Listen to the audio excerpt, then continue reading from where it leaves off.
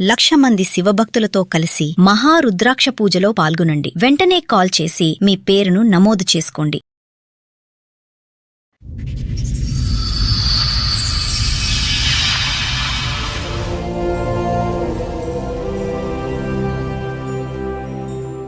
అక్రమ సంబంధాల వల్ల అమ్మలు పిల్లల్ని చంపేస్తున్నారు. ఆ అక్రమ సంబంధం ఉన్న వ్యక్తులు వచ్చి పిల్లల్ని చంపేస్తున్నారు. వీళ్ళిద్దరూ కలిపి భర్తలను చంపేస్తున్నారు, లేదా భర్తలు భార్యలను చంపేస్తున్నారు. అమ్మ ఉంటే 100 మంది ఉన్నట్టు అని అమ్మ వదిలేయడం ఏంటండి? అమ్మ మీద కేసులు వేసుకోవడం ఏంటి? అమ్మ కేసులు వేయడం ఏంటి? అమ్మ పిల్లల్ని చంపేయడం ఏంటి? పెళ్లి చేసుకోవడానికి ముందు నువ్వు నాకు నచ్చినావు అని చెప్పింది. పెళ్లి అయినాక వారం రోజులకే నువ్వు నాకు నచ్చలేదు, నాకు వ్యవసాయం చేసేవాడే కావాలి, నేను ఉరేసుకుని చనిపోతానని బ్లాక్ మెయిల్ చేసి గడే పెట్టుకొని నేను లోపల ఉరేసుకుంటాను, డ్యూటీకి వెళ్ళకూడదని బ్లాక్ మెయిల్ చేసేది. ఇప్పుడు ఆవిడ రైతునే చేసుకోవాలని ఎందుకు అనుకుంది? అంటే నాకు ఆస్తి కోసం చేసుకున్నాను, ఏదైనా పండనికే కాదు నేను పెళ్లి చేసుకున్నదని చెప్పింది. ప్రతిరోజు నరకం అనిపించిన మేడం. 5 సంవత్సరాల పాటు ఇదే పాట ఆవిడ. అవును అవును సార్. ఈ పాట పాడుతూనే 2 పిల్లలు కనేసిందా? ప్రపంచానికి చెప్పకూడదు అనుకున్నా. తన్నేది దగ్గరికి పోతే తర్వాత గీరేది నా దగ్గర ఉండే టార్చర్. డిప్రెషన్ నాకు బాగా వెళ్ళిపోయింది సార్. 2019లో నేను సూసైడ్ చేసి పిల్లలకి నేను కావాలనే ఉద్దేశంతో బ్రతుకుండాలి, కానీ ఒక తండ్రి భార్యకి నేను వద్దు అని అనుకుంటే ఎలా? మమ్మీ వద్దా? మమ్మల్ని చంపేయడానికి చూస్తారు మేడం. ఆ పిల్లలకి ఆ చేతులు కాలిపోటాలేంటి, ఒళ్ళు కాలిపోటాలేంటి? ఈరోజు ఆ పిల్లలు ప్రాణాలతో బ్రతికి బట్ట కట్టారంటే కనుక ఎంత అదృష్టం అది. దీన్ని నాంచి నాంచి నాంచి గోటుతో పోయేది గొడ్ల వరకు తెచ్చుకోకండి. మీరు ఉరితాడు తెచ్చుకుని ఫ్రెండ్ ఇంటికి వెళ్ళి ఉరేసుకున్నారు, వాళ్ళు చేసుకోలేకపోతున్నారు, అంతే తేడా. పిల్లలు మీ దగ్గర ఉన్నంత వరకు మీరు ఆ చైర్ మీద కాలు మీద కాలేసుకుని కూర్చోవచ్చు సార్. సార్, మేడం గౌడ్ గారు ఆయన సమస్య చెప్పుకోవడానికి ఇక్కడి వరకు వచ్చారు. ఆయన సమస్య ఏంటో అడిగి తెలుసు. నమస్తే అండి. నమస్కారం మేడం. ఓకే, ఇక్కడ వరకు దేనికి వచ్చారు? మీ సమస్య ఏంటి? మా భార్య ప్రాబ్లం వల్ల వచ్చింది మేడం. ఓకే, పెళ్లి చేసుకోవడానికి ముందు నువ్వు నాకు నచ్చినావు అని చెప్పింది. పెళ్లి అయినాక వారం రోజులకే నువ్వు నాకు నచ్చలేదు, నాకు వ్యవసాయం చేసేవాడే కావాలి, నేను ఉరేసుకుని చనిపోతానని బ్లాక్ మెయిల్ చేస్తూ ప్రతిరోజు అట్లే ఇబ్బంది పెడుతూ డ్యూటీకి వెళ్ళినప్పుడు గడే పెట్టుకొని నేను లోపల ఉరేసుకుంటాను, డ్యూటీకి వెళ్ళకూడదని బ్లాక్ మెయిల్ చేసేది. అర్ధరాత్రి 10 గంటలకు 12 గంటలకు వాళ్ళ అమ్మలకు ఫోన్ చేసి వాళ్ళతో మాత్రం తప్పైంది అని చెప్పి మళ్ళీ ఆ రోజు పడుకునే వాళ్ళం. 5 సంవత్సరాలు గడిచిపోయింది, పాప పుట్టింది మేడం. మీకు పెళ్ళి ఎంత కాలం అయింది? అంతకుముందు మీ ఆవిడ మీకు ఎలా పరిచయం? నాకు 2009లో జూన్ 18 తారీఖు నాడు పెళ్లి అయింది మేడం. ఆమె ఒక వేరే ఊరికి సంబంధానికి వెళ్ళి వాళ్ళ ఊరు మీదంగా వెళ్తున్నప్పుడు ఎండాకాలంలో ఒక దగ్గర దాహం వేసి నీళ్ళు తాగుతున్నప్పుడు ఒకరిని, ఈ ఊర్లో ఇంటర్మీడియట్ చదివిన అమ్మాయి ఉందంట కదా, మీకు ఏమైనా తెలుసా అని నేను అడిగినాను. ఆయన ఉండి ఇంటర్మీడియట్ గురించి తెలియదు కానీ మా ఊర్లో 2 ఆడపిల్లలు పెళ్లికున్నారని ఒక ఆయన చెప్పారు. సరే అని నేను వెళ్దాం అనుకుంటే ఇంటర్మీడియట్ అని ప్రత్యేకంగా ఎందుకు అడిగారు? డిగ్రీ నేను కంపెనీలో పనిచేస్తున్నా. ఆయన ఏం చెప్పాడంటే, ఫ్రెండ్ వాళ్ళ మరదలు ఉన్నది ఇంటర్మీడియట్ అమ్మాయి, పెళ్లికి నువ్వు అక్కడికి వెళ్ళి చూడు అని చెప్పారు. ఫ్రెండ్ పేరు చెప్పలేదా? పలానా ఇంటి పేరు వాళ్ళు పలానా వాళ్ళు అని చెప్పలేదా? ఓన్లీ ఇంటర్మీడియట్ అమ్మాయి అని. Only intermediate. వాళ్ళ మా ఫ్రెండ్ ఏమో గవర్నమెంట్ టీచర్, వాళ్ళ మరదలు ఇప్పుడు ఇంటర్మీడియట్ చదివింది, పెళ్లికి ఉంది అమ్మాయి అని నేను చెప్పాడంట. ఆయన రాంగ్ చెప్పాడంట. తర్వాత తెలిసింది వాళ్ళ భార్యతో చెప్పిండి ఇట్లా సంగతి ఏంటంటే, ఈ ఒక అమ్మాయి లేదు, ఒక అమ్మాయి ఉంది, వీళ్ళు ఏమనంటే సరే నేను వెళ్ళిపోతానన్నాను. ఈ లోపల వాళ్ళ అన్న ఎక్కడి నుంచి వచ్చాడో వాళ్ళ ఇంటికి వచ్చింది మేడం. వాళ్ళ ఇంటికి వచ్చి మా చెల్లెని చూడడానికి రమ్మని చెప్పని వాళ్ళ భార్య భర్తను ఇద్దరిని అడిగాడు. వాళ్ళ నేనేమో సడన్ గా పోతున్న బాటసాని కదా, నేను గ్యారెంటీ చెప్పలేను, చూడనమ్మా అని అంటే ఆమె ఏం కాదు చూడని అన్నారు. ఆ విధంగా నేను వాళ్ళ ఇంటికి తీసుకెళ్లారు. ఈ లోపల ఆమె రెడీ చేసి కూర్చోబెట్టారు. నేను చూసినా, నేనేం మాట్లాడకుండా సార్ బయటకు వెళ్ళిన. 3 డేస్ తర్వాత ఫోన్లు చేస్తుండ్రు, వాళ్ళన్న కంటిన్యూ ఫోన్ చేస్తుండ్రు. ఏమైనా రాకపోతే మీరంటే, మా పెద్దల సమక్షం లేదు కాబట్టి నేనేం చెప్పలేకపోతున్నా, మా వాళ్ళకి నాకు ధైర్యం వస్తలేదు అంటే, సరే మీ మమ్మల్ని రమ్మంటారా, మీరే వస్తారని వాళ్ళని అడిగాడు. సరే మీకు నచ్చిందో లేదో మళ్ళీ నాకేం తెలియకుండా నేనేం చెప్పలేను కదా అంటే, నాకు ఓకే అని చెప్పిండు. ఆయన వాళ్ళ చెల్లెలకి ఫోన్ ఇచ్చిండు. ఈమె ఫోన్లో నువ్వు నాకు నచ్చినావు అని చెప్పింది. చెప్పిన తర్వాత అప్పుడు సరే ఇప్పుడు చెప్పిన వాళ్ళకి అప్పుడు డిసిషన్ చెప్పిన. ఇప్పుడు మా పేరెంట్స్ ని తీసుకొస్తా, నేను ఇండివిజువల్ గా పెళ్లి చేసేటట్టు. ఆ రోజుల్లో మీకు 28 years దాకా ఎందుకు పెళ్లి అవ్వాలా? ఫైనాన్షియల్ గా మేము పూరు. నేనేం బయట ఇండస్ట్రీలోనే వర్క్ చేసుకుంటూ ఉన్నాను. ఇంకా నేను సంబంధాలు అనేది ఇంటికి పెద్దగా వచ్చినాయి ఎట్లా ఏం లేవు. దానివల్ల ఇప్పుడు ఆవిడ రైతునే చేసుకోవాలని ఎందుకు అనుకుంది? అంటే పొలాలు ఎకరాలు ఉంటాయి అన్నా, లేకపోతే ఏంటి? ఆమె నాకు వ్యవసాయం చేసేవాడే కావాలి, నువ్వు నాకు అవసరం లేదు వద్దని. సరే, ఏదో రకంగా ఒక 5 ఏళ్ళు 2 పిల్లల అయినాక 2 పిల్లలు మేడం. ఓకే, ఒక 5 ఏళ్ళు బాగానే ఉన్నారు. లేదు మేడం, కంటిన్యూ పెళ్ళైన అదే 4 రోజుల నుంచి స్టార్ట్ అయింది 4 రోజుల గొడవ. నుంచి స్టార్ట్ అయింది. ఉన్నంతలో 5 ఏళ్ళు బాగానే ప్రతి ఉన్నారు. రోజు నరకం అనిపించిన మేడం. నేను ఉమ్. డ్యూటీ అలా ఎప్పటిదాకా కలిసి ఉన్నారు? కలిసి కంటిన్యూగా అయిన తర్వాత ఒక 5 years కంపెనీలో కంటిన్యూ పెళ్ళైనాక 5 years ఒక పాప మాత్రం అప్పటికి పాప పాలు చిక్కు. సారీ, కంటిన్యూస్ గా ఇది ఒక్కటే రిక్వైర్మెంట్ ఆ అమ్మాయికి? నువ్వు ఉద్యోగం కాదు, నాకు వ్యవసాయస్తుడు కావాలి, ఉద్యోగం కావాలి, ఇది 5 సంవత్సరాల పాటు ఇదే పాట ఆవిడ. అవును అవును సార్. ఈ పాట పాడుతూనే 2 పిల్లలు కనేసింది ఆవిడ. అవును సార్. అది మీరు ఇంకోటి నా ఒక్కసారి అడగలేదా? దగ్గర రానిపోయేది ఇది ఇది అప్పుడు నాకు కావాలనుకున్నప్పుడు ఎవరు చెప్పలేదు, ప్రపంచానికి చెప్పకూడదు అనుకున్నా. ఆమె ఏం చేస్తుందంటే నాకు తన్నేది దగ్గరికి పోతే, తర్వాత గీరేది. సార్ పెళ్లి చుట్టే తిరక్కండి సార్. 2009 మ్యాటర్, పెళ్లి అయిపోయింది, 20 ఏళ్ళు అవుతుంది, 15 18 ఏళ్ళ ఏంటి ఇప్పుడు పంచాయతీ ఏంటి? 2009 నుంచి 2011 ఆగస్ట్ లో మా పాప పుట్టింది సార్. అల్లుడ పోయినప్పుడు కూడా వాళ్ళు అసలు నాకు పెళ్లికి కట్నవద్దు అన్న ఆ మేడం. అమ్మాయి ఏమైనా జాబ్ చేస్తుందా? ఏం లేదు, ఏమీ చేయదు, హౌస్ వైఫ్. మేడం. వాళ్ళ ఇంటికి వెళ్ళిపోయేదా, మీ దగ్గర ఉండేదా? నా దగ్గర ఉండే టార్చర్ పెట్టేది మేడం. టార్చర్ అప్పుడప్పుడు పెడుతూ చెప్పకుండా వెళ్ళిపోయేది. ఓకే. వెళ్ళినా ఎన్ని రోజులు ఉండేది వాళ్ళ ఇంట్లో? వెళ్ళిన ఒక మెయిన్ డెలివరీ అయినప్పుడు చాలా రోజులు ఉన్నది, ఇంకా మిగతా రోజు Maximum వచ్చేస్తూ ఉండేది. అయితే ఈ లోపల ఆమె జాబ్ ఈ టార్చర్ ఎట్లా పెట్టింది మేడం అంటే, జాబ్ మానేసి ఇంకో జాబ్ నేనే వెతుక్కొని మా పేరెంట్స్ మీద మా అత్తగారి మీద బర్డెన్ లేకుండా నేనైతే నా భార్యని ఎట్లైనా సాధించుకోవాలి, కలుపుకొని బతకాలి అనేది నా ఉద్దేశం ఉన్నది. నా పెద్దలు వేరే వాళ్ళని అడిగితే ఏం చెప్పేవాళ్ళంటే, ఇట్లా లోపల మర్మని చెప్పకుండా మా భార్య కొద్దిగా ఇబ్బంది పెడుతుందంటే గార్వంగా పెరిగిందేమో, లేదంటే పిల్లలైనాక, లేకపోతే ఆంజనేయ స్వామి దగ్గర ఒకసారి నిద్ర అయ్యి, లేకపోతే రింగులు పెట్టుకోవాలి, బంగారు రింగులు పెట్టుకుంటే చేతులకు, అట్లా శని అవి పూజలు చేస్తే అట్లాంటి సలహాలు ఇచ్చారు. అవి కొన్ని చేస్తే అవి ఏవి ఫలించలేదు. ఈమె సేమ్ ఇంకా ఎక్కువైంది. తర్వాత నేను ఆమెని కంపెనీ మారిన మేడం. కంపెనీ మారిన తర్వాత సేమ్ ప్రాబ్లం, ఇంకో కంపెనీ మారిన, అట్లా రిజర్వ్ 16 రకాల చేంజ్, లక్షల రూపాయలు ఓటున్నా మేడం. అంటే నానా రకాల కంపెనీలు మానారా 11 ఏళ్లలో. 2020లో ఏం జరిగింది? 2020లో 2019లో నేను సూసైడ్ చేసుకున్నా మేడం, ఉరేసుకున్నాను. నా క్లాస్మేట్లకు, ఫ్రెండ్స్ కు, కొలీగ్స్ అందరికీ నా గురించి ఆమె వాళ్ళ చుట్టాలందరికీ వీడొక సైకో కూడా పిచ్చోడని చెప్పుకుంటూ వస్తున్నదంటే అది నాకు తెలియకున్నది. వాళ్ళందరూ నా మీద ఒక ఫోన్లు చేసి మెంటల్ గా ఇబ్బంది పెడితే నేను తట్టుకోలేకపోయినా. కంప్లీట్ పల్లెటూరు విలేజ్ లా పెరిగినా నాకు బయట ప్రపంచం తెలియకున్నది. ఈమె సమస్యను నేను ఎదుర్కోవడానికి నాకు ధైర్యం సరిపోలేదు, నాకు వేరే ఆప్షన్ దొరకలేదు. ఆ ఒత్తిడి తట్టుకోలేక నేను భయపడి రాత్రిపూట కూడా నిద్రపోకుండా ఎంతో ఇబ్బంది పడుకుంటూ అట్లే నేను ఒకసారి రోజు నేను ఇక్కడ వద్దు, మా ఫ్రెండ్ దగ్గరికి పోయి వేరే కంపెనీ మన ఇద్దరం కలిసి జాబ్ చేద్దామని ఒక మాట చెప్పేసి వెళ్ళిపోయి నైట్ 2 మధ్య 12, 1, 11 గంటలకు రీచ్ అయినా మేడం. నైట్ పోయి మా ఫ్రెండ్ దగ్గరికి పోయి నాకు కంపెనీ జాబ్ కావాలంటే సరే పెట్టిస్తాను అన్నాడు. మా భార్య కూడా జాబ్ కావాలని ఆయన అడిగితే సరే పెట్టిద్దాంలే అని చెప్పింది. అన్న తర్వాత నైట్ రూమ్ లో పడుకోపని నన్ను ఒకటే రూమ్ కు పంపించి, నేను లేచి ఒక సర్వీస్ వైర్ ఉండేది, దానికి ఫ్యాన్ కోసం ఉన్నది, ఆ సర్వీస్ వైర్ చుట్టుకున్నాను, ఉరేసుకున్నాను. ఇట్లా దాని కింద ఒకటి సపోర్ట్ అయితే పెట్టుకున్నాను, తన్నినాను. ఆ తర్వాత గుర్తుంది, సర కూడా ఉతుకపోయింది, సాపడం వచ్చింది. తర్వాత ఉదయం 8-9 గంటల టైంలో నేషనల్ హైవే ఉంటుంది, ఆ రోడ్డు మీద ఉంటున్నాను. నడవనికి వస్తలేదు, మాట్లాడితే మాటలు వస్తలేవు. తాడు దింపి ఎవరు మిమ్మల్ని అక్కడ దాకా తీసుకెళ్లారు? తెగిపోయి ఉండొచ్చు అని అంటున్నారు మేడం. అది తెగిపోయింది, మీకు మీరుగా వెళ్ళిపోయారు మైకంలో. మైకంలో రాత్రంతా నైట్ 2 గంటల నుంచి కింద పడతారు. ఈ షోల్డర్స్ అన్ని చెక్కలు అదేమంటారు మేడం, గీసుకుపోయినాయి. మోకాళ్ళు, బొటన వేళ్ళు, గదివ మొత్తం గీసుకుపోయింది. ఇక్కడ మొత్తం తెగింది, ఇక్కడ నల్లగా అయింది అంతే. ఇక్కడ తెగిపోలే, ఇక్కడ తెగింది. రివర్స్ ఎంత తాడు ఉండొచ్చు, తెగినట్టుంది. అన్ని నైట్ అంతా మైకంలో ఉన్నట్టుంది. ఉదయం నా అంతకు నేను లేచి బయటకు వచ్చాను. ఆ విధంగా వాళ్ళు సూసైడ్ చేసుకుని వచ్చిన తర్వాత మా ఫ్రెండ్స్ తో భయపడ్డాను. మాటలు రాలేదు, నీళ్ళు తాగనికి రాలేదు, నడవనికి రాలేదు, చాలా ప్రాబ్లం ఫేస్ చేసిన. ఇంటికి తోలుకొచ్చిన తర్వాత ఏమైందంటే, భార్య వల్లనే సూసైడ్ చేసుకున్నా అంటే, ఇదంతా మా ఫ్రెండ్స్, మా పేరెంట్స్ మీద నా గురించి అబద్ధం చెప్పి, పొలం చేయనందుకే వీడు సూసైడ్ చేసుకున్నాడు అన్నట్టుగా డైవర్స్ చేసి అంతా ప్రతి ఒక్కరు గేమ్ ఆడిన ఇట్లా. అది వేరే రూట్లో వెళ్ళిపోయి మా నాయన 1 ఎకరా పొలం చేసినప్పుడు, సూసైడ్ చేసుకున్నప్పుడు మా నాయన బలవంతంగా తీసుకెళ్ళిండు. మీ నాన్న దగ్గర ఎన్ని ఎకరాలు ఉన్నాయి? మా నాయన దగ్గర మొత్తం 4 ఎకరాలు మా అమ్మ పేరు మీద, మా నాయన పేరు మీద కలిపి ఉంది మేడం.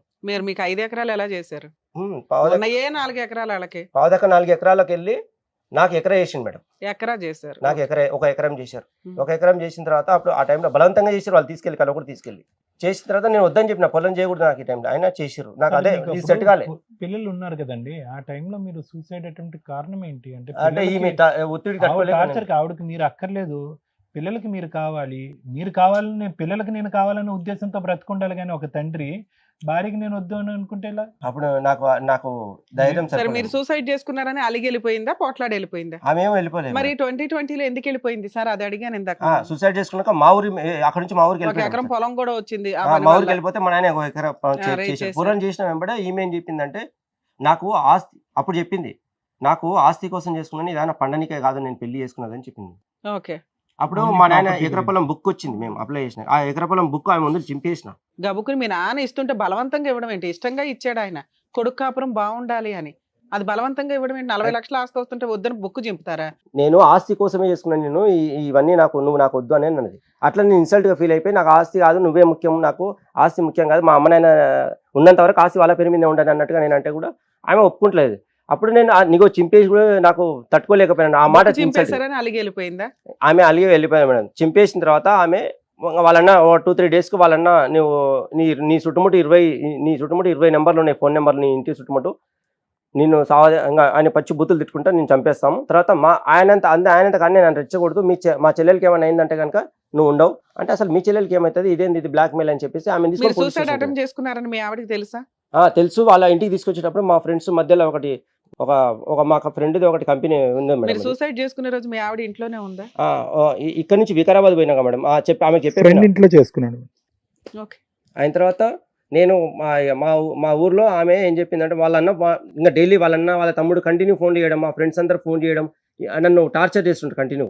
మిమ్మల్ని, నన్ను మీ ఫ్రెండ్స్ మిమ్మల్ని, మీ పేరెంట్స్ మిమ్మల్ని, మీ వైఫ్ మిమ్మల్ని, మీ చుట్టాలు మిమ్మల్ని టార్చర్ చేస్తున్నారు. ఒక ఫ్రెండ్సే, మన 2-3 ఫ్రెండ్స్, అందులో మా క్లోజ్ ఫ్రెండ్ దగ్గర ఈమె ఎక్కువ పోయేదంట. అంటే ప్రతి ఒక్కరికి నా గురించి నెగిటివ్ చెప్తూనే ఉన్నది కంటిన్యూగానే, నాకు తెలిసింది. ఈ లాస్ట్ రోజు ఏం జరిగి ఆవిడ వెళ్ళిపోయింది ఇంట్లో నుంచి?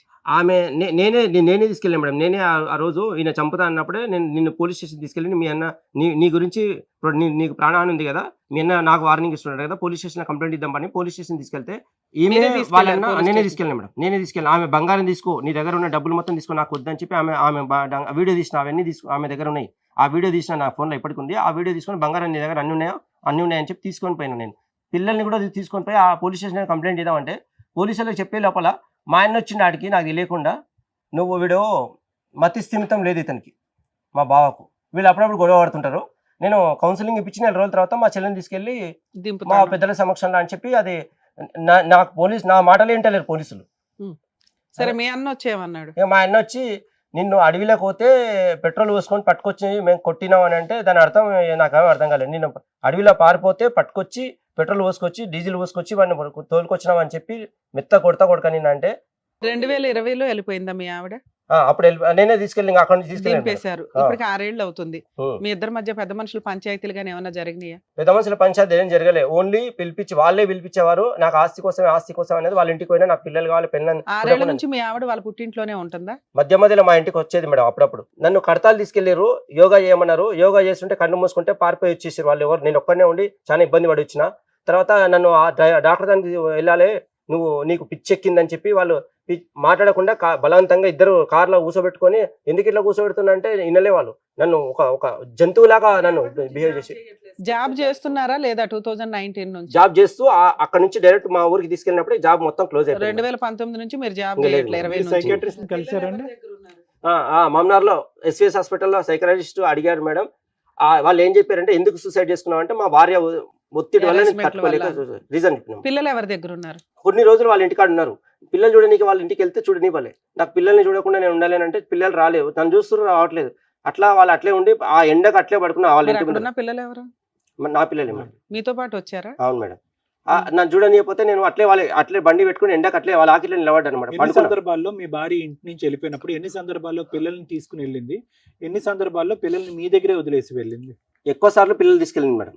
సార్, మీ ఇద్దరి మధ్య విపరీతమైన గొడవ ఉంది. మీ ఆవిడ మిమ్మల్ని పీకు తినేస్తారు. అవును సార్. పిల్లలు మీ దగ్గరికి ఎలా వచ్చారు? మీరు ఇక్కడికి ఎందుకు వచ్చారు? పిల్లలు ఆమె ఆస్తి కావాలన్నది కదా మేడం, నేను చేసిన ఆమె పేరు మీద ఎకరా పొలం రిటర్న్ ఆమె పేరు మీద చేసిన వాళ్ళ ఊర్లోనే ఉన్నది. పిల్లలు చూడనియాలి కదా, బలవంతంగా వాళ్ళ ఆకిట్లో పడుకుంటే, ఎండకు పడుకుంటే, తర్వాత కొద్దిగా పర్మిషన్ ఇచ్చారు. పిల్లలు తీసుకొని బయటకు వెళ్తే పిల్లలు అన్నారు, మామ అమ్మమ్మ మమ్మీ చెప్పింది, నువ్వు పిచ్చెక్కిందంట నీకు, మమ్మల్ని చంపుతావు, అందుకే డాడీ దగ్గర పోకూడదు అని చెప్పిర్రు. అందుకే మేము అని అంటే, నేను అది విని అసలు బాధపడ్డా. సరే అని మళ్ళీ వాళ్ళ ఇంటికాడ తోలి మామిడిపల్లి తీసుకెళ్ళి, అప్పుడు తీసుకెళ్ళి వాళ్ళ ఇంటికి తోలిసి సపరాకుండా వచ్చి, మళ్ళీ నేను నాకు పెళ్ళం కాలేదు, చంపినా సరే అంటే వాళ్ళ ఇంటికి వస్తే చంపుతామన్నారు. చంపినా సరే అని నేను మా ఇంటికాడ ఉండలేకపోయినా. పిల్లలు మీ దగ్గరికి ఎప్పుడు వచ్చారు? ఇంకా ఆ తర్వాత మేడం ఆమె ఏమన్నది అంటే, నాకు ఆస్తి కావాలంటే, అప్పుడు ఆమె అక్కడ నుంచి అప్పుడు తీసుకెళ్లి జడ్చలు తీసుకెళ్లి ప్లాట్ చేసిన ఆమె పేరు మీద చేసి, పిల్లలు కళ్ళ కూడా తీసుకెళ్లి ప్రాపర్టీ పిల్లలకు నా పేరు మీద ఎకరా పొలాన్ని ఫైనాలిటీ కింద బుక్ చింపేసిన కాబట్టి ఆ దగ్గర పిల్లలకు అంటే ఈమె హార్ట్ అటాక్ వచ్చి చనిపోయినా కాలం తిరిగి చనిపోయినా పిల్లలు అనాథాలు కాకూడదు, ప్రాపర్టీ వీళ్ళ ముగ్గురికి ఉండాలి, పిల్లలు పెంచుకుంటుంది కదా ఆమె గొప్ప, నేను నచ్చలేదు అనేది కనీసం నేను మనిషిని కాబట్టి నేను బుద్ధి నా తప్పు నాదికే ఉంది. సేఫ్టీ కోసం చేసిన తర్వాత నేను లేనప్పుడు ఒక 1 month ఇంచుమించుగా ఆ తర్వాత 1 month తర్వాత నేను మా ఊర్లోనే ఉంటుంటే సడన్ గా నాకు తెలియకుండా మా ఇంటికి పిల్లల్ని తీసుకొచ్చి పెద్ద అది వైస్ ఎంపీపీ వాళ్ళు సర్పంచ్ని తీసుకొచ్చారు. వాళ్ళు ఎందుకు తీసుకొచ్చేది తెలియదు. అప్పటికి నేను ఇన్సల్ట్ గా ఉన్నాను. తీసుకొచ్చి మా ఇంటికాడ వదిలేసి నేను లేనప్పుడు అక్కడ ఇంకా ఉన్నాను. ఈ పిల్లల్ని తీసుకొచ్చి ఇద్దరిని పిల్లల్ని ఇది 2 చేతులు పట్టుకొచ్చి తీసుకొచ్చి వాళ్ళ ఎదుల చేసి గట్టి దొప్పితే ఎల్లెలకల పడ్డారంట ఇద్దరు పిల్లలు. నేను చూలే. మీ ఇంటి దగ్గరకు తీసుకొచ్చి రిజిస్ట్రేషన్ అయినాక మీ ఇంటి ముందు వదిలేసింది, కింద పడేసింది, తోసేసి. ఎంతకాలం అయింది వాళ్ళు వచ్చి? 2021 మేడం. 21 నుంచి పిల్లలు మీ దగ్గరే ఇంకా కంటిన్యూ నా దగ్గరే. మీ దగ్గర స్కూల్ కి వెళ్తున్నారా? స్కూల్ కి నేను పంపిస్తున్నాను మేడం, హాస్టల్ పంపిస్తున్నాను. హాస్టల్లో ఉంటున్నారా? అవును మేడం, ఫస్ట్ ప్రైవేట్ హాస్టల్లో. సరే, పిల్లలు హాస్టల్లో ఉంటున్నారు కదా, మీ వైఫ్ పిల్లల్ని చూసుకోవడానికి వెళ్తుందా? ఆమె అక్కడికి వెళ్ళదు మేడం, పిల్లలు చూడరు ఆమె దగ్గర వచ్చిన. హాలిడేస్ వచ్చినప్పుడు పిల్లలు అమ్మమ్మ వాళ్ళ ఇంటికి వెళ్తారా, అమ్మ దగ్గరికి వెళ్తారా? వెళ్ళాడు మేడం, వెళ్ళరు. హాలిడేస్ వస్తే మీ దగ్గరే ఉంటున్నారు, మీరు పిల్లల్ని హాస్టల్లో పెట్టి చదివిస్తున్నారు. ఇప్పటికి 5-6 ఏళ్ళు అయిపోతుంది మీరిద్దరు విడిపోయి. ఇక్కడికి ఎందుకు వచ్చారు? మీకేం కాదు. మెయింటెనెన్స్ అడిగారు మేడం వాళ్ళు. ఇప్పుడు ఏమండి మెయింటెనెన్స్ అంటే నా చెల్లెలు నేనే ఉంచుకుంటా. కోర్టులో కేసు వేసారా వాళ్ళు? వాళ్ళే నేనే మేడం. ప్రశాంతంగా ఉన్నారు, మీ పని మీరు చేసుకుంటున్నారు. అవును మేడం. ఉన్నంతలో మీ భార్య మీ దగ్గర అయితే లేదు, టెన్షన్ లేదు. ఇక్కడికి ఎందుకు వచ్చారు? ఆమె నా ఇంటికి వస్తుంది మేడం, అప్పుడప్పుడు వచ్చి నాకు ఇంట్లో స్టవ్ తాళం బల్ల కొట్టి సామాన్ తీసుకెళ్లి, అయితే వాళ్ళన్నీ ఏమన్నాడు మేడం అంటే, నీ పిల్లలు నీకు తానికి వచ్చినప్పుడు నా పిల్లలు తీసుకురాలి, నీ పిల్లలు నువ్వే పెంచుకో, నీ పిల్లలు సంపాదించాలి, ఇప్పుడు సంపాదించి నా చెల్లెలు నేనే ఉంచుకుంటా, నా చెల్లెలు సచ్చేంత వరకు నీ పైసలతోటే బతకాలి, లేకపోతే నేను చంపేస్తా. పోనీలేండి, ఇది పిల్లల్ని ఎలాగ పోషిస్తున్నారు కదా, భార్యకు కూడా ఒక 5,000 2,000 పంపిస్తే, ఓ 10,000 పంపిస్తే ఆవిడ బతికిద్ది కదా. నీ సొంత భార్య 20 ఏళ్ళు కాపురం చేసింది కదా. మళ్ళీ 0 నుంచి నేను వర్క్ చేసుకుంటాను. యావరేజ్ గా పర్ మంత్ మీకు 5 to 10 మధ్యలో వస్తుంది సార్. 5+ అంతే, 5,000 అంతే మేడం. నేను నా దగ్గర స్టాక్. ఇక్కడికి ఎందుకు వచ్చారు మీరు? ఆమె అట్లా మెయింటెనెన్స్ కావాలంటున్నారు. ఒకసారి దొంగతనంగా నేను లేనప్పుడు తాళం బల్ల కూడా సామాన్ తీసుకెళ్ళదు, మెయింటెనెన్స్ అడగకూడదు, అంతేనా? ఫైల్ ఎక్కడ ఉంది? SVS లో ఫైల్ ఇంట్లో ఉందో లేదో తెలియదు సార్. ట్రీట్మెంట్ వాళ్ళు మెడిసిన్ ఏది వాడలేదు సార్, ఓన్లీ స్కాన్ అదే ఎక్స్రే తీశారు, అన్ని బాగానే ఉన్నాయి, నీకు ఆరోగ్యం బాగుంది, అన్ని బాగుంది, ఏది డ్యామేజ్ కాలేదు బోన్స్ గిట్లా. తర్వాత అన్ని మెమరీ ఇప్పటికీ చిన్న ఉన్నప్పుడు మెమరీ మొత్తం ఇప్పటికి అన్ని ఉన్నాయి సార్, వాళ్ళన్నీ బాగానే ఉన్నాయని చెప్పారు. ఒకవేళ ఏమైనా డౌట్ ఉంటే మెడిసిన్ అంటే మెడిసిన్ మేము టాబ్లెట్లు వాడలే, నేను 1 month లో సెట్ అయిపోయింది సార్. ఇక ఒక్కొక్కటి ఏంది వార్మప్ లాగా చేయమన్నారు సార్, ఎక్సర్సైజ్ లాగా. ఈ మెడలు నరాలు మొత్తం దగ్గరికి. మీకు సైకలాజికల్ గా మెడిసిన్ ఇచ్చి ఉంటారు కదా, అవి ఎంతకాలం ఇచ్చారో ఆపేసారా మీరే? నేను వాడలేదు సార్, ఇచ్చి వాడలేదు మేడం. అవసరం లేదని మీరు డిసైడ్ అయ్యారా? అంటే నేను ఎందుకు అప్పుడు ఈ ఒత్తిడికి ఇబ్బంది ఫీల్ అయ్యి నేను వాడలేదు. ఒత్తిడి తగ్గడానికే ఇస్తారు సార్ డాక్టర్స్. ఇప్పుడు మరి ట్రీట్మెంట్ వాడలేదు, మరి ఇప్పుడు ప్రస్తుతం ఎలా ఉంది మీకు? నాకు నిద్ర మంచిగా ఉంది సార్. అప్పుడు నిద్ర ప్రాబ్లం ఉన్నది మేడం. కొన్ని రోజులు వాళ్ళ ఇంటికి తీసుకెళ్లారు, అన్నం తింటుంటే తినబుద్ధి కాకపోతే వాళ్ళు ఇంకోటి నాకు తెలియకుండా ఒక డాక్టర్ దగ్గర తీసుకెళ్లారు. వాళ్ళు ఏం మాట్లాడారు, డాక్టర్ ఇంజెక్షన్ ఇచ్చిండ్రు, తర్వాత కొన్ని దోషాడు గోళీలు ఇచ్చారు. ఆ గోళీలు వాళ్ళ ఇంటికాడ ఒక కుక్క లాగా కట్టేసినట్టు ఇంట్లో పెట్టేసి ఖచ్చితంగా గోళీలు పొద్దున సాయంత్రం నిలబెట్టేది. తర్వాత కడతాలు తీసుకెళ్లి వదిలేసి ఇచ్చారు. తర్వాత వాళ్ళు దేవుని దగ్గర తీసుకెళ్లి చెర్ల కూడా కొట్టిపించారు. వాళ్ళ ఊరు పక్కన ఒక దేవుని దగ్గర ఒక దేవత అని ఉంటది, ఒక లేడీస్, ఆమె కూడా షుగర్ నిండి చెర్ల కూడా తీసుకొని కొట్టారు. వీళ్ళు ఏం మాట్లాడతారు వాళ్ళందరితోటి. నేను నా బతుకు నేను బతకనీయకుండా. పేరెంట్స్ ఎప్పుడైనా తీసుకెళ్లారా ఇలాంటి ప్లేసులకి, మిమ్మల్ని ట్రీట్మెంట్లకి? మా పేరెంట్స్ ఏం తీసుకెళ్ళారు మేడం. మా అన్ననే దేవుడు మేడం, అది కూడా మీరు మంచిగా అడిగారు. మా అన్న ఫస్ట్ సూసైడ్ చేసుకొని వచ్చినప్పుడే మా అన్న తీసుకెళ్లి నువ్వు కూర్చో అని బట్టల మీద స్నానం చేసి వచ్చి మా అన్న ముందర కూర్చున్నాక మా అన్న లక్ష్మీ నరసింహస్వామికి దేవుడు షుగర్ నింతాడంట. నాకు తెలియదు అప్పుడే. ఫస్ట్ కూర్చున్న తర్వాత నోరు తెరవమన్నాడు. నోరు తెరిస్తే విభూతి నోట్లో పోసిండు, కుంకుమ నోట్లో తల్లిండు, నీళ్లు ఆపకుండా తాగాలని చెప్పిండు. తాగిన మా భార్య లేచిపోయి స్నానం చేసేటప్పుడు నెత్తి విరవసుకుంటే ఆమె నెత్తి విరవసుకొని స్నానం చేసేటప్పుడు ఆమె మా అన్న ఏమన్నాడంటే, ఇది నీ పెళ్ళమే చేసింది, ఇది నీకు ఇట్లా కావడానికి గల కారణం నీ పెళ్ళమే అని చెప్పిండు. మీ అన్నయ్య చెప్పేశాడు. మా అన్నయ్య చెప్పిండు. బాబుకి కాల్చిన చేతి మా ఊరు సర్పంచ్ దగ్గరికి తీసుకెళ్లి అప్పుడు పిల్లలు మా దగ్గర తీసుకెళ్ళారు, వీరి దగ్గర ఉండరు, ఈ పిల్లలు నా దగ్గరకు వస్తలేరని పోలీస్ స్టేషన్ లో 5 మంది ఎస్ఐలు మారు మేడం. 5 మంది ఎస్ఐల ముందర ఓన్లీ పిలిపించేవారు. రెస్పెక్ట్ ఇచ్చి నేను డిపార్ట్మెంట్ రెస్పెక్ట్ ఇచ్చి నేను పోయేవాడిని. ఏమైంది సార్ అని పోతే, పిల్లలు తిన్నారా, పిల్లలు నీ దగ్గరనే ఉంటారా, మీ భార్యను కొట్టినావా, మీ భార్యను తిట్టినా అంటే నేనేం లేదు సార్ అని అడిగాను. తర్వాత వాళ్ళు సైలెంట్ గా పిల్లల్ని ఎస్ఐ దగ్గర తీసుకెళ్లి పిల్లల్ని మీ మమ్మీ దగ్గర పోండి, మీ అమ్మమ్మ దగ్గర పోనంటే పిల్లలు పోనీ అని చెప్పేవారు. నాకు ఊపిరాడక, డబ్బులు లేవు, పిల్లలు వండి పెట్టడానికి లేదు, పిల్లలు పోవాలని నేను అనుకున్నాను. అట్లా పోకపోతే సార్ ఎస్ఐ సార్ ఏమన్నాడంటే, ఓ అమ్మ ఇంత చిన్న పిల్లలు వాళ్ళు నీ దగ్గరికి నేను వస్తలేరు, మీకు నిమ్మకొని వాడిని నిలబడరా అంటే ఆడ నిలబడ్డాడు, వాడిని అంత దూరం నిలబడ్డా పిల్లలు వస్తలేరు, నాకు తెలియదమ్మా వాడు పిచ్చోడు అన్నావు. అట్లా వార్నింగ్ ఇచ్చేసి నేనేం చేయలేనమ్మా, పిల్లలు వస్తలేరు, పిల్లల్ని నేను బలవంతం గుంజిస్తాను, నీకు సంకల సన్న విలాలని చెప్పి కాదు, ఇదేదో ఉంది మీ లోపల, అది తప్పు మీదే ఉంది, మీ లోపల ఉంచున్నా నేనైతే ఏం చేయలేను, పిల్లలు రాని గుంజి నాకు రాదు. పిల్లల్ని ఏదో హెరాస్ చేసిన ఏవో ఫోటోలు ఉన్నాయంట, అవి ఏమైనా చూపిస్తారు? సర్పంచ్ దగ్గర, మా ఊరు సర్పంచ్ దగ్గరికి వచ్చి పిలిపించి ఈ పిల్లలు కావాలంటే పిల్లలు పోతలేరు, పోకుండా నా దగ్గర గురికొస్తారు, వాళ్ళ దగ్గర కూర్చోని పట్టుకొని పిల్లలు పట్టుకొని గుంజుకోపోదాం అనుకుంటారు వాళ్ళు, పిల్లలు వాళ్ళు ఏడ్చిర్రు. ఒకసారి మీ పిల్లల్ని పిలవండి, ఒక నిమిషం మాట్లాడదాం, ఎందుకంటే అంత కాలింది ఆ పిల్లలు ఎందుకు మీరే కావాలంటే కంప్లీట్ గా నేనే ట్రీట్మెంట్ చేసిన, ఆమె ముట్టుకోలే పిల్లల్ని. రమ్మనండి సార్. నాన్న మీరు వీడియోలో మీ నాన్నగారు వీడియో తీస్తున్నారు, మీ అమ్మ మిమ్మల్ని పైప్ తో కొట్టడానికి చూస్తుంది, మీ మమ్మీ వద్దా? ఎందుకు బాగా చూడదా? డాడీ బాగా చూస్తున్నాడా? డాడీ చూస్తున్నాడు. అలా చెప్పమన్నాడా మీ డాడీ? కాదు మేడం, మమ్మల్ని చంపేయడానికి చూస్తారు మేడం. మీ అమ్మ మా డాడీ ఏమన్నా అట్లా ఫ్రూట్స్ ఇవన్నీ తెస్తే పిల్లలకి ఎందుకు తెస్తామని మా డాడీని తిరుగుతుంది మేడం. మళ్ళీ మీకు ఇవన్నీ తెలుసా? మా ముందరే మా మమ్మీ తిడుతుంది మేడం మా డాడీని. సరే నాన్న, మిమ్మల్ని అంత అడగకూడదు. ద థింగ్ ఇస్ 2009 లో మీ మ్యారేజ్ అయింది కదా, అవును అంతే సార్. కదా? అవును ఓకే ఓకే. మీరు పెళ్లి చేసుకున్నటువంటి పద్ధతి విధానము, ఒక 28 సంవత్సరాల వ్యక్తి ఒక పెళ్లి జీవితాంతం, అప్పటి వరకు పెళ్లి కుదరలేదు, రకరకాల పరిస్థితుల వల్ల పెళ్లి సంబంధాలు రాలేదు అనేటటువంటి వ్యక్తి ఒక సంబంధం చూసుకుని ఒక జీవిత ప్రయాణం మొదలుపెట్టి ఒక జీవిత భాగస్వామిని ఎంచుకోవాల్సినప్పుడు అతను దానికి మించినటువంటి పరీక్ష అంటూ ఏది ఉండదు.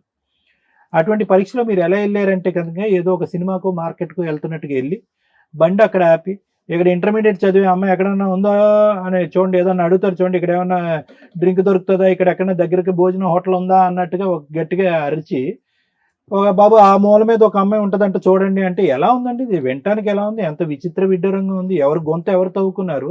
ఆ పిల్లలకి ఆ చేతులు కాలిపోటాలేంటి, ఒళ్ళు కాలిపోటాలేంటి? ఈరోజు ఆ పిల్లలు ప్రాణాలతో బ్రతికి బట్ట కట్టారంటే కనుక ఎంత అదృష్టం అది.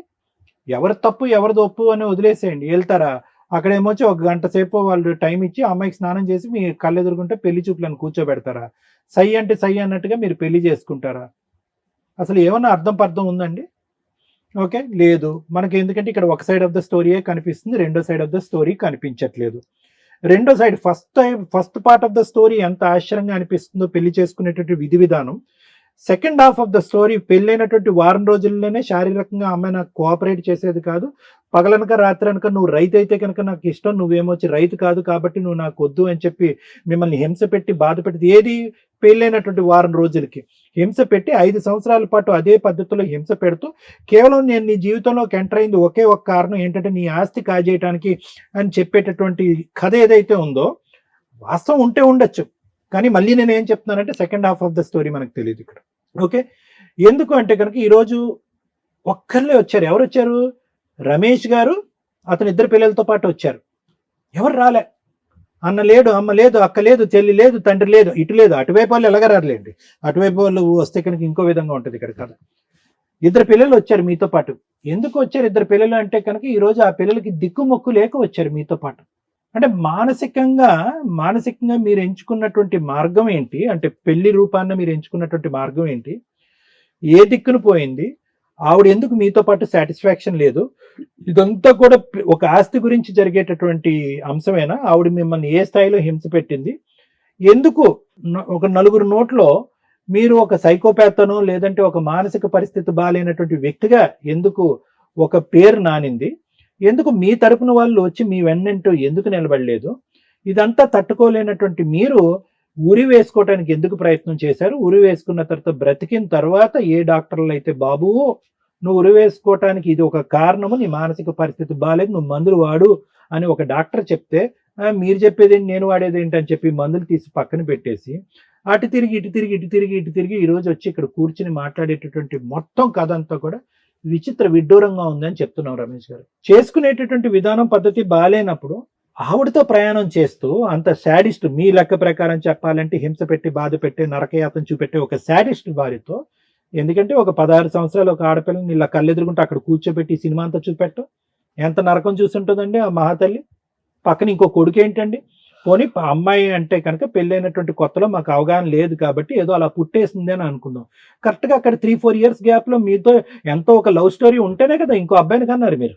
ఎందుకు కనాలండి? ఒక్క రోజైనా కూడా మీరు ఆ అమ్మాయితో పాటు సుఖపడాము అనే మాట అన్నారా? సహజంగా ఇక్కడికి చాలా మంది కేసులు వస్తాయి మేడం. ఫస్ట్ 3 ఇయర్స్ బాగానే ఉండేదండి, తర్వాత 4 ఇయర్స్ బాగానే ఉండేదని అండి.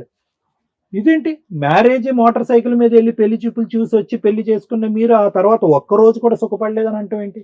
మీ ఎస్టిమేట్ తప్ప, లేదా ఆ అమ్మాయి మొత్తం ముసుగు కప్పుకుని వచ్చి మీ ఎదురుగుంట కూర్చుందా? ఒకప్పుడు ముసుగు కప్పుకుని కూర్చుని మోసం చేసే వ్యక్తిత్వం ఉండేటటువంటి వ్యక్తితో 16 సంవత్సరాలు 12 సంవత్సరాలు ఎందుకు కాపురం చేశారు? 2 పిల్లల్ని ఎందుకు అన్నారు? ఊరేసుకునే పరిస్థితి వరకు ఎందుకు వచ్చింది? ఎక్కడో సాగరం పచ్చు కదా, గుడ్ బై చెప్పొచ్చు కదా, బై బై చెప్పొచ్చు కదా. ఇప్పుడు ఉన్న సిచ్యువేషన్ ఏంటంటే వెళ్ళిపోయింది ఆవిడ. ఇప్పుడు ఈ స్టోరీ ఎప్పుడో క్లోజ్ అయిపోయింది. ఇక్కడ మొత్తం హైలైట్ ఏదైనా సెన్సేషన్ ఉంది అంటే కనుక ఈ స్టోరీలో ఆ పిల్లల్ని మీ ఇద్దరి దగ్గర పెట్టుకోకుండా ఒక హాస్టల్లో చదివించడం అనేది నేను ఆనందపడేటటువంటి అంశం. ఏదో 2-3 వీడియో రికార్డింగ్లు చూపెట్టారు మీరు.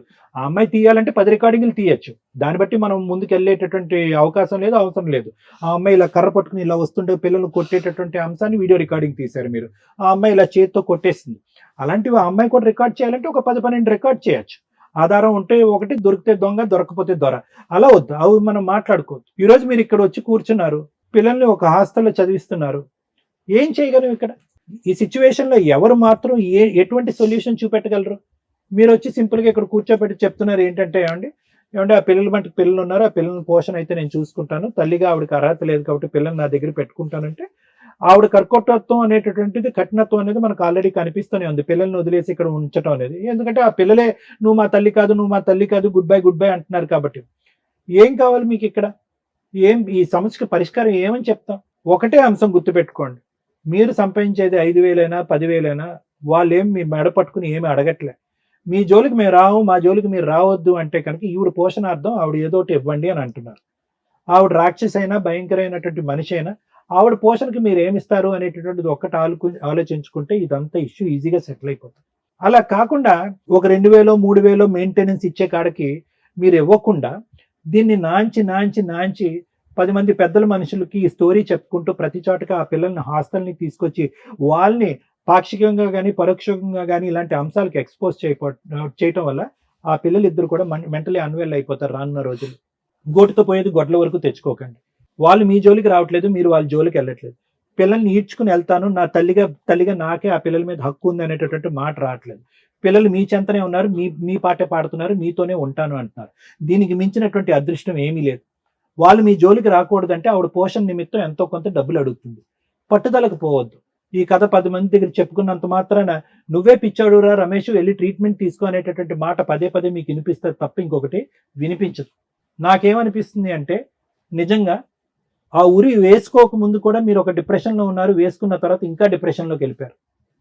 దానికి ఆవిడ కారణమా, ఎవరు కారణం అనేది అది మీ మనస్సాక్షికి, మీ అంతరాత్మకు నేను వదిలేస్తున్నాను. నేను ఎందుకు ఒక సైకియాట్రిస్ట్కి, ఒక డాక్టర్గా ఎందుకు ఇంత వివరణ ఇస్తున్నానంటే, ఎంత మెయింటెనెన్స్ ఇస్తారు, ఎప్పుడు ఇస్తారు, విడాకులు ఎలా తీసుకోవాలనే సబ్జెక్ట్ నాది కాదు. అదంతా కోర్టు పరంగా లాయర్ మేడం చెప్తారు. నేనేమంటున్నానంటే, వన్ అండ్ ఓన్లీ టార్గెట్ మీకు ఈ జీవితంలో ఏదో అయితే ఉందో, 16 సంవత్సరాలు ఒక ఆడపిల్లని భయంకరమైనటువంటి టార్చర్కి, చూడకూడనటువంటి సన్నివేశాలకి, సిచ్యువేషన్కి ఎక్స్పోజ్ చేశారు. మీరు ఉరితాడు తెచ్చుకుని ఫ్రెండ్ ఇంటికి వెళ్ళి ఉరేసుకున్నారు, వాళ్ళు చేసుకోలేకపోతున్నారు, అంతే తేడా. వాళ్ళు ఈ నరకాన్ని జీవితాంతం స్మరించుకోకుండా ఉండాలి అంటే కనుక ఒక తండ్రి మానసికంగా ఒక స్థైర్యం, ధైర్యం, ధైర్యం ఉండేటటువంటి తండ్రిగా మీరు మారటం చాలా ఇంపార్టెంట్. మంచైనా చెడైనా, కష్టమైనా నష్టమైనా పిల్లలు మీలోనే చూపెట్టుకుంటున్నారు. మీరు ఇలా డీలా పడిపోయి ఒక దిగ్భ్రాంతితో, ఒక బాధతో, ఎవరు కనిపిస్తే ఎవరో ఒకరు ఆదుకుంటారు, కాపాడుకుంటారని ఎవరికి వాళ్ళు స్టోరీ చెప్తూ ఆ పిల్లలిద్దరిని ఎడం వైపు కుడివైపు సాక్షులుగా పెట్టుకుంటూ వదిలేసేయండి ఈ సబ్జెక్ట్. ఆ అమ్మాయి మీ జుట్టు పట్టుకుని వచ్చి నాకు XYZ కావాలి అని అనట్లేదు. దీనికి మించి 100 రెట్లు గుంతమ కోరికలు కోరుతారు. ఇంతకంటే దారుణమైనటువంటి పరిస్థితుల్లోకి ఒక మగాన్ని ఈడ్చినటువంటి సన్నివేశాలు, సందర్భాలు మా టీం మేము ఇక్కడ చూసాం. ఆ అమ్మాయి కేవలం నా పోషణ గురించి చెప్తుంది, నాకు పోషణ నిమిత్తం ఇంత పడేసే, నీ దారి నువ్వు చూసుకొని నీ పిల్లల జోలికి కూడా రానంటుంది. ఆవిడ బ్రహ్మరాక్షసే అనుకుందాం కాసేపు. బ్రహ్మరాక్షసి కోరుకునేటటువంటి కోరిక ఆవగంజంతా. అది పడేసి మీ జీవితంలో మీరు సుఖపడేటటువంటి మార్గాలు ఎత్తుక్కోండి. మీరు మనోధైర్యాన్ని పెంపొందించుకునే ఆలోచనలో ఉండండి.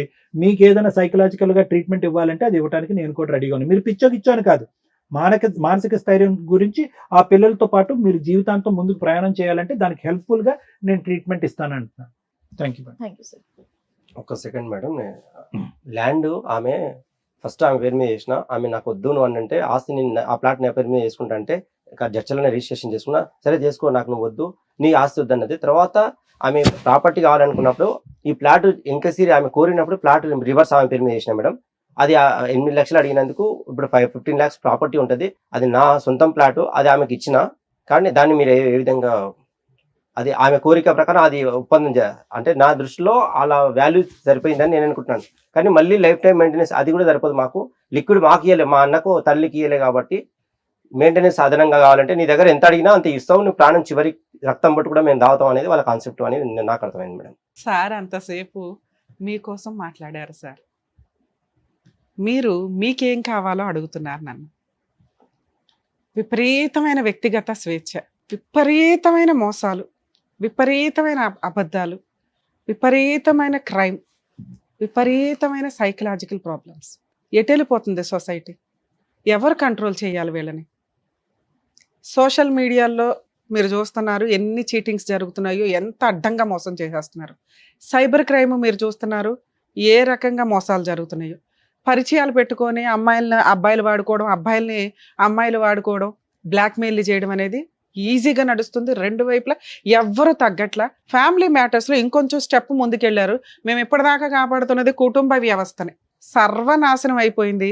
ఎవరు దీన్ని ఎలా చేశారు అనేది ఒక క్వశ్చన్ మార్క్గా స్టార్ట్ అవుతుంది. కుటుంబ వ్యవస్థలో ఇప్పటిదాకా కనీసం కొంత మాట్లాడగలిగేది తల్లులు పిల్లల్ని బాగా చూస్తారు. నేను రిపీటెడ్గా ఒక డైలాగ్ అంట, అమ్మ ఉంటే 100 మంది ఉన్నట్టు అని. అమ్మ ఉంటుందా లేదా, అమ్మ ఉంటే భయమా అనే స్టేజ్లో ఈ మధ్య కొన్ని ఎపిసోడ్స్ నడుస్తున్నాయి. అమ్మ వదిలేయడం ఏంటండి, అమ్మ మీద కేసులు వేసుకోవడం ఏంటి, అమ్మ కేసులు వేయడం ఏంటి, అమ్మ పిల్లల్ని చంపేయడం ఏంటి? పర్సంటేజ్లు ఇలా పెరుగుతున్నాయి. మనం మాట్లాడుకుంటానే ఉన్నాం, పర్సంటేజ్లు విపరీతంగా పెరుగుతున్నాయి. అక్రమ సంబంధాల వల్ల అమ్మలు పిల్లల్ని చంపేస్తున్నారు, ఆ అక్రమ సంబంధం ఉన్న వ్యక్తులు వచ్చి పిల్లల్ని చంపేస్తున్నారు, వీళ్ళిద్దరూ కలిపి భర్తలను చంపేస్తున్నారు, లేదా భర్తలు భార్యలను చంపేస్తున్నారు. మా వంతు ప్రయత్నం మేము చేస్తున్నాం సుమన్ టీవీ కార్యక్రమం ద్వారా కుటుంబ వ్యవస్థని కాపాడడానికి. ఒకవేళ సొసైటీ చెయ్యి దాటిపోయి మా దాకా వచ్చినప్పుడు మేము కాపాడాలని అనుకున్నాక మా చెయ్యి దాటిపోయి అవతలకి వెళ్తే కాపాడాల్సింది law and order. Law and order change అవ్వకపోతే మనకి ఇండియన్ వ్యవస్థకి కుటుంబ వ్యవస్థ అని ఓ రెస్పెక్ట్ ఉందో చూసారా, తుడిచిపెట్టుకుపోద్ది. ఈ రోజున రిలేషన్స్కి ఒక భార్య, భర్త, అత్త, కోడలు, మరుదులు, మా బావలు, ఆడబడుచులు ఇట్లాంటివి దొబ్బి అవతల పోయినాయి. అసలు అవి చెప్పుకోవడానికి కొన్ని రోజులు రికార్డు బుక్కుల్లో ఎత్తుక్కోవాలో ఏంటో. కొత్త కొత్త రిలేషన్స్, డేకి ఒక రిలేషన్ వస్తుంది. అంకుల్స్తో ఒక రిలేషను, ఫ్రెండ్స్ ఒక రిలేషను, సమ్మర్కి ఒక రిలేషను, వింటర్కి ఒక రిలేషను. ఏం జనరేషన్స్ ఇవి? చెయ్యి దాటిపోతుంది గవర్నమెంట్ మీరు చూసుకోకపోతే. రేపటి రోజున మీరు ఏ ప్రజల కోసం ఈ పథకాలు తీసుకొస్తున్నారో, ఏ ప్రజల కోసం ఈ సాఫ్ట్వేర్లు, ఏఐలు తీసుకొస్తున్నారో ఆ ప్రజలే రేపటి రోజున యంత్రాలుగా మారి ఎందుకు పనికి రాకుండా అయిపోతారు. పొలిటికల్గా గవర్నమెంట్ కొంత చేంజ్ అయ్యి ప్రజల కోసం నిజంగా మీరు ఆలోచించాల్సి వస్తే, ప్రజల కష్టార్జితానికి, ప్రజల కుటుంబ వ్యవస్థకి, రిలేషన్స్కి ఇంపార్టెన్స్ ఇచ్చేలాగా కొంత చూస్తే మన సాంప్రదాయాల్లో చాలా మంచి విషయాలు ఉన్నాయి. వ్యవసాయం కానీ, టెక్నాలజీ కానీ, పనులు చేసేవి కానీ, ఇవన్నీ ఆఫ్టర్ ఆల్ అయిపోయి మనుషులు టెంపరీ ఆలోచనలు, టెంపరీ ఆనందాలకి ముందుగా వెళ్ళిపోతూ సైకలాజికల్ ప్రాబ్లమ్స్ తోటి సూసైడ్లు చేసుకుంటున్న బ్యాచ్ విపరీతంగా పెరుగుతున్నారు. ఈ ప్రాబ్లమ్స్లో ఈ రోజున సఫర్ అవుతున్న వ్యక్తి ఒక తండ్రి అయినా, ఒక భర్త అయినా, భార్య కూడా ఉందేమో అని నా డౌట్. రేపటి రోజున ఆ పిల్లలు కూడా యాడ్ అవుతారేమో అని నా డౌట్. ఎందుకంటే ఇది వీళ్ళ కుటుంబం, మాకు సంబంధం లేదు. కానీ వీళ్ళంతా మన సొసైటీలోనే ఉన్నారు. వీళ్ళ గురించి మనం పట్టించుకోవాలి. సొసైటీకి ఒక రెస్పెక్ట్ ఉండి సొసైటీ వీళ్ళ గురించి ఆలోచిస్తే వీళ్ళు సొసైటీకి రెస్పెక్ట్ ఇచ్చి అమ్మో మా తోలు తీస్తారు సొసైటీ అని భయపడతారు. సొసైటీకి రెస్పెక్ట్ లేదు, తల్లిదండ్రులకి రెస్పెక్ట్ లేదు, ఎవరికి లేదు. అమ్మకి పిల్లలకి రెస్పెక్ట్ లేని ఒక జనరేషన్లోకి వెళ్తున్నాం. మాకు భయం వేస్తుంది, ఒళ్ళు జలదరిస్తుంది కూడా. ఏం చెప్పాలి ఇందులో? ఓపెన్గా కనిపిస్తుంది. అతను ఎంత డిప్రెషన్లో ఉన్నాడంటే డే 1 నుంచి భార్య అంటే ఒక ఇన్సెక్యూర్డ్ వస్తు. ఆమె వీడియోలు చూస్తే ఆమె ఈయనకంటే లీడర్షిప్లో ఉంది. ఎందుకు అంటే ఈయన డే 1 నుంచి చూపించిన నరకం మేబీ ఆ రేంజ్లో ఉన్నప్పుడు ఆ స్త్రీ కూడా అలాగే ఆలోచిస్తుంది. ఇంతేనా నా లైఫ్ అయిపోయింది. లిటరల్లీ ఒక అమ్మాయి లైఫ్ ఈయన స్పాయిల్ చేస్తే ఆవిడ ఓపిక పట్టక ఈయన లైఫ్ స్పాయిల్ చేసింది. వీళ్ళిద్దరూ సైకలాజికల్గా సొసైటీలో ఇండివిజువల్గా ఉంటే బాగుంటారేమో కానీ ఇద్దరు కలిసి ఉంటే సెట్ అయ్యే కాపురాలే కావు. ఎక్కడో అక్కడ స్టార్టింగ్లోనే ఈయనకు ఒక ట్రీట్మెంట్ ఇచ్చినప్పుడు మేబీ ఈయన మెడిసిన్స్ ఇవి వాడి ఉంటే భార్య వాల్యూ కుటుంబం వాల్యూ తెలిసేది. ఈ రోజున పిల్లలు తల్లిని అసహించుకుంటున్నారు. తల్లి పిల్లల్ని కొట్టేసి మీరు నాకు అవసరం వచ్చి అని వదిలేసింది. ఇదే చూస్తూ పిల్లలు పెరుగుతున్నారు. వీళ్ళిద్దరూ రేపొద్దుట పెళ్లిళ్ళు చేసుకుంటారు. ఏమవుతుందో ఆలోచించండి. మేమేనా ఎంతసేపు మాట్లాడేది, మేమేనా ఎంతసేపు మొత్తుకునేది? మీకు ఆ మాత్రం జ్ఞానం ఉండదా? మీ చుట్టుపక్కల ఏం జరుగుతుంది, వాళ్ళకి ఏం కష్టాలు వస్తుంది, ఒక మాట మంత్రంలా పనిచేస్తుంది. ఇక్కడ మేము ఈరోజు ఆయనకి ఇవ్వగలిగేది మాట మాత్రమే. ఎందుకంటే లీగాలిటీ లేదు, సైకలాజికల్ కౌన్సిలింగ్ తీసుకోవడానికి ఆయన రెడీగానూ లేరు. ఇంట్లో వాళ్ళే బోళ్ళంత ఖర్చు పెట్టి ఇస్తే కూడా ఆయన మెడిసిన్ వాళ్ళ. ఒకవేళ ఇలాంటి ప్రాబ్లంతో మీరుంటే నిజంగా నేను చాలా ఎపిసోడ్స్లో మొత్తుకుంటున్నానండి. జ్వరం వస్తే ఎలా వెళ్తారో, డిప్రెషన్ వచ్చింది మీ ఫ్రెండ్కి తీసుకెళ్ళండి, మీ భార్యకి తీసుకెళ్ళండి, మీ బ్రదర్కి తీసుకెళ్ళండి, మీ సిస్టర్కి తీసుకెళ్ళండి, మీకు నచ్చిన హాస్పిటల్స్కి తీసుకెళ్ళండి. మీ సరౌండింగ్స్లో ఉన్నాయి. వాళ్ళు మెడిసిన్ ఇచ్చారంటే నిద్రపోవడానికి ఇస్తారు. నాకున్న చిన్న నాలెడ్జ్ ప్రకారం మెడికల్గా నిద్రపోయారు అంటే 90% ప్రాబ్లమ్స్ క్లియర్ అవుతాయి.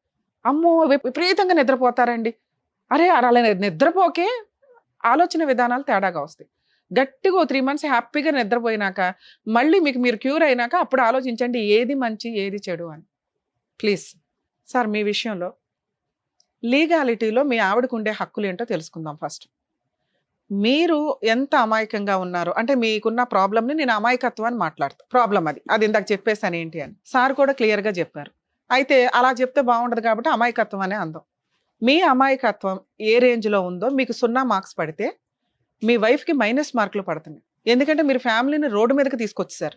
అందులో 2 పిల్లలు మీ వైపు ఉండడం వల్ల మీరు కనీసం 0 దగ్గర ఉన్నారు. లీగల్గా మీరు పర్ఫెక్ట్గా ఉన్నట్టు లెక్క. పిల్లలు మీ దగ్గర ఉన్నంత వరకు మీరు ఆ చైర్ మీద కాలు మీద కాలేసుకుని కూర్చోవచ్చు సార్. నేను చెప్పేది వింటున్నారా?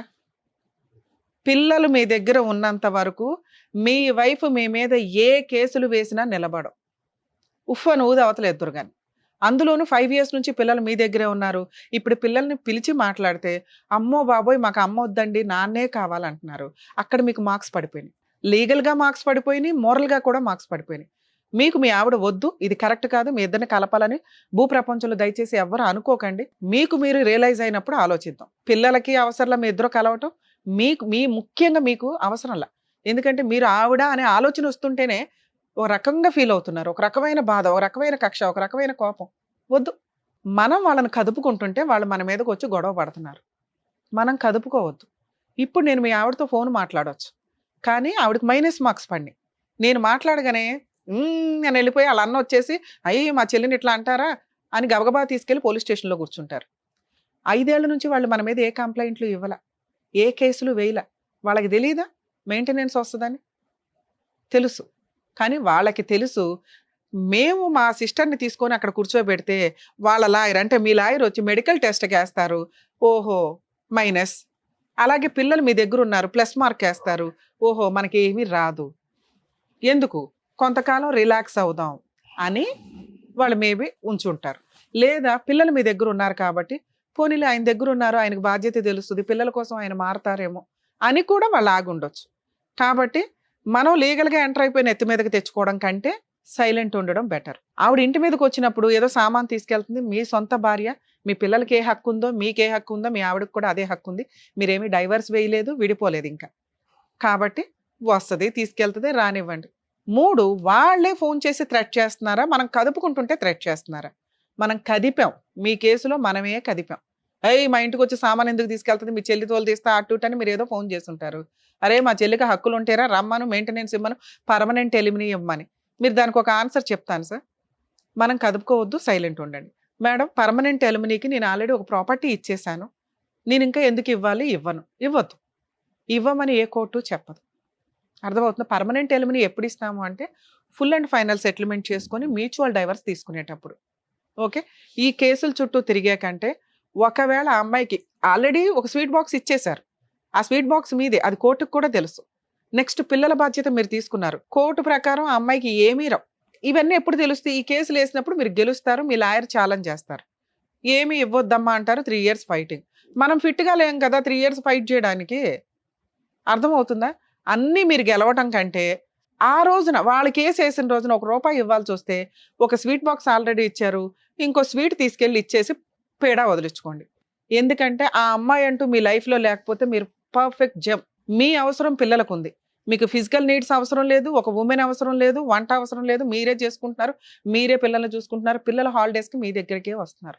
ఓకే, మీరు కదుపుకోకండి. వాళ్ళు లీగల్గా వెళ్ళిన రోజున ఓన్లీ ఆల్రెడీ స్వీట్ బాక్స్ ఇచ్చాను, పోని నా పిల్లల తల్లి ఒక స్వీట్ ఇద్దామని అనుకుంటే అనుకోండి. మనం కదుపుకొని ఇప్పుడు మీకు ఇట్లా కాదండి, మీకు స్వీటే ఇస్తాడు, ఏమి ఇవ్వడో అటు అని అనొద్దు. ఈ టైంలో మీకు లీగాలిటీ అవసరమే లేదు. వాళ్ళు వెళ్ళిన రోజు ఆలోచిద్దాం. ఒకవేళ అలాంటి ఒక టెన్షన్ వస్తే నియర్ బై అడ్వకేట్ని ఎవరైనా కాంటాక్ట్ అవ్వండి, వాళ్ళతో మా వాళ్ళతో మాట్లాడించినా నేను అందుబాటులో ఉంటాను. ఆ రోజు చూసుకుందాం. ఇప్పుడు కదుపుకోవద్దు, ఇప్పుడు ప్రశాంతంగా ఉండండి. Thank you. Thank you. Okay madam. Thank you. పిల్లల్ని జాగ్రత్తగా చూసుకోండి సార్. సరే madam. Thank you so much sir. Thank you so much madam. Thank you. మరో కథతో మళ్ళీ కలుద్దాం.